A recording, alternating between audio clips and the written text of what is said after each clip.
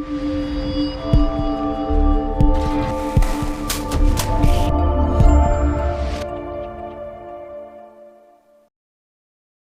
you for coming on the show, by the way, Dominic. Thank you for inviting me back. Yes, it's always a pleasure to have you, my brother. So we spoke about a couple of things in the previous episodes. You gave us a bit of a background about yourself, about losing your parents while you were quite young. You also spoke about the Rwandan genocide. You spoke about, the last time we spoke, I think we spoke about envy and jealousy. Yes. Right. Today we'll be talking about forgiveness and unforgiveness.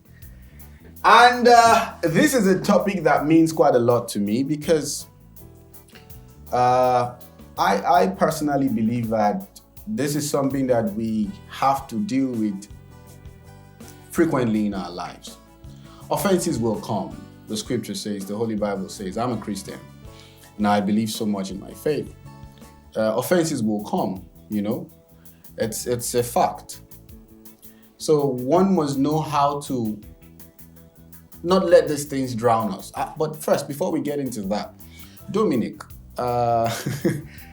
tell me, has anyone ever really, really wronged you, like hurt you so bad? I mean... Yes. Oh, yeah? Just one person or many people? A few people.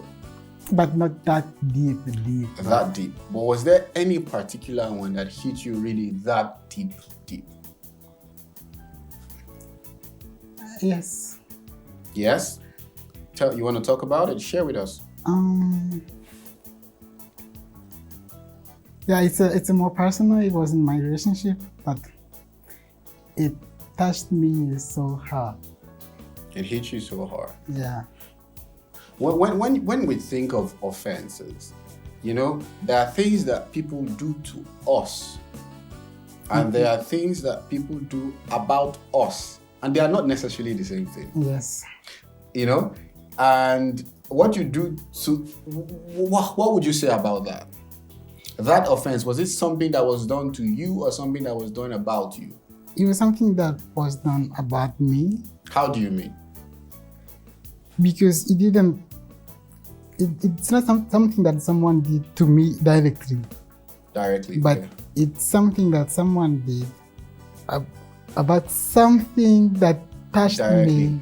Yes, directly, but connected not to me, but something related to me. Like for the sake of our viewers, when we say something that someone did to you, could be a direct action. But something that someone did about you, we're just saying that there are certain things that people do that is not necessarily right in your face, but it affects you indirectly. Or sometimes it affects you indirectly, but the intention was direct. You know? Yes. It's like, I'm not going to confront you, but I will deal with you. But I won't deal with you directly to your face, but I'll deal with you, you know? So it's like, so that's just to clarify that, because for those who do not understand, when we say something someone did to you and something someone did about you, that's what we mean when we say that. So what's your take? Do you think that every offense should be forgiven? Yes, definitely. Are you speaking from a place of idealism, Yes, because or you're real? For real, every mistake, every offense has to be forgiven, because when you don't forgive, you are the one who suffer the most. Yes. You suffer more than the one who offended you, because you keep thinking about that when you don't forgive. But someone who offended you, he will not even think about that longer. But when you forgive, your heart will be full of peace. Are you talking from experience? Yes. What was that thing that bothered you, that you found it so hard to forgive, and when you did, you found peace? One day when I was in high school. Okay. Someone who was my leader, he did something to me and I found it very wrong. What did he do? He punished me, and he took it like a personal, when even I was not the one who was mistaken. And I was thinking, like, it's like he had something against me, and something personal against you. And I was feeling so bad, and I said I couldn't forgive him. But later I said, if I don't forgive him? I'm the one who is thinking about that. I'm the one who is suffering. Maybe he even forgot. So I forgave him. My question is, so it was a case of him punishing an innocent person. You were not the one who was guilty. Yes. But he saw the whole scenario as something, as an opportunity to deal with you because you felt like he had something personal against you prior to that event. Yes, and I was feeling so bad that I feel like I have to revenge. But with time I saw that, what am I doing? I don't have to revenge. Do you think he was aware that you were innocent? Do you think? Yes. So you're quite sure that he knew that you were not the one, but he latched in on it because he saw it as an opportunity to deal with you. Yes, because he knew the horror story, and I explained to him the horror story. But after, when he saw the consequences, it's like he was having regret. But I said, even if you regret, I will still deal with you. You have to pay. But with the time I saw that, there was no point. Yeah.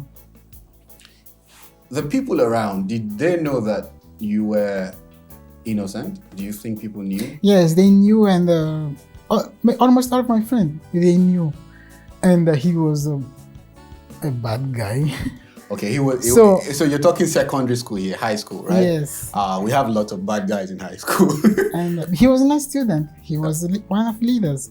Okay, so... And I was not the only one who was in that position. So that's why we were like many people who were angry at that person. Okay.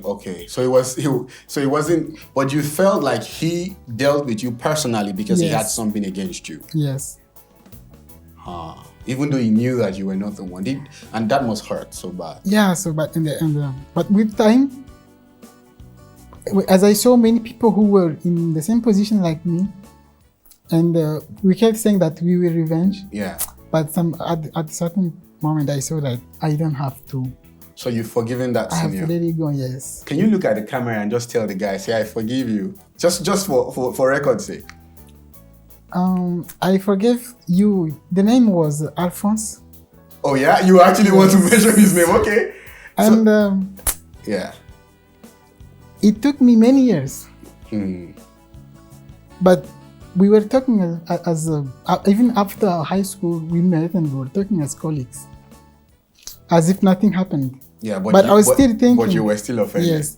I was thinking that maybe I will revenge after 11 years. From the moment. Man, I fear, man. I fear you, man. So you were going to wait 11 years to deal with him. I said I give myself 11 years. Wow. That's some strategy there, man. You should be... Yeah, because I was thinking that maybe it may be wrong. Maybe let me think again and again. Okay, so you gave yourself 11 years to see whether he deserved to be dealt with. Yes. In your own way. Okay, so it wasn't like you were waiting 11 years to deal with him.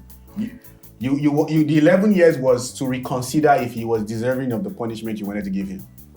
I was thinking that after 11 years, I'll be in a position where I can talk to him as he was talking to me. Yes, you are now. I was under him. And I wanted for him to be under me so that I can speak to him and say, man, that's some deep zeal. So you wanted to walk your way in 11 years to the top and make sure he was under, and then you can. But then that's pretty much of a dark thought, if I can say, because that would mean that you're saying that he will be under. But my revenge was not to do something physical. Was to let him see what was to remind him that he was wrong.